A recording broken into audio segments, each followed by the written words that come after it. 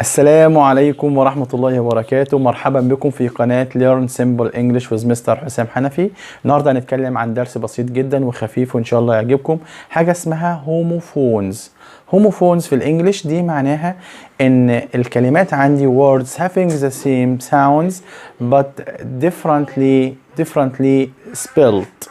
يعني بتنطق بطريقة متشابهة ولكن السبيلنج بتاعها مختلف والمعنى اكيد طبعا هيبقى مختلف.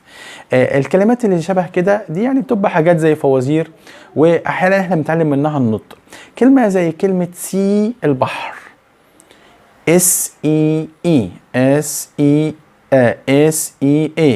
سي البحر، خلاص متشابه مع كلمة سيارة S-E-E. خلاص كده. عندي كلمة زي كلمة بي يعني كن بي اي مع كلمة بي نحلة بي اي اي، نفس النطق ولكن السبيلنج مختلف والمعنى مختلف. كلمة زي كلمة هير يعني يسمع H-E-A-R هير مع هير هنا هير and there H-E-R-E. خلاص كده.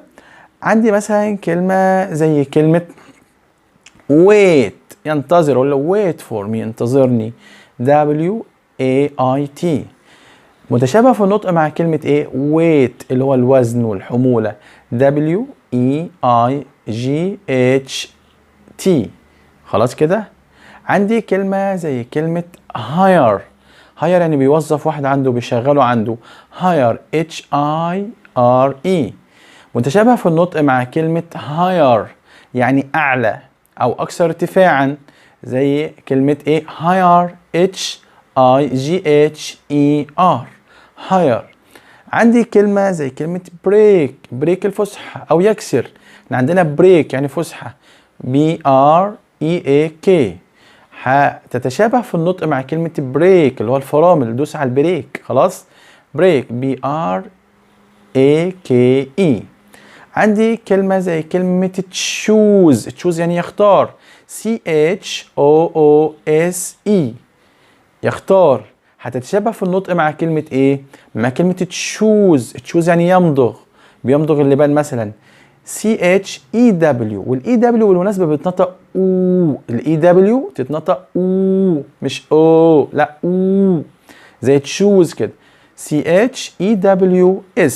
طبعا حطينا الاس علشان لو في هي وشي وات في المضارع يبقى هي تشوز شي تشوز كده، يعني بتمضغ اللبان. تشوز جم اللي هو اللبان G-U-M. خلاص كده. وفي حاجات كتيرة جدا من هذا القبيل. ماشي، نتمنى ان هي تكون عجبتكم. بس في حاجة مشهورة برضو زي كلمة رايت يكتب W-R-I-T-E متشابهة مع كلمة رايت اللي هي صحيح او عندك حق او حق من الحقوق R-I-G-H-T. خلاص كده. يبقى رايت ماشي، ما نلخبطش ما بينها وما بين رايت رغم ان هما نفس النطق having the same sound but they are differently spelled and they have the different meaning.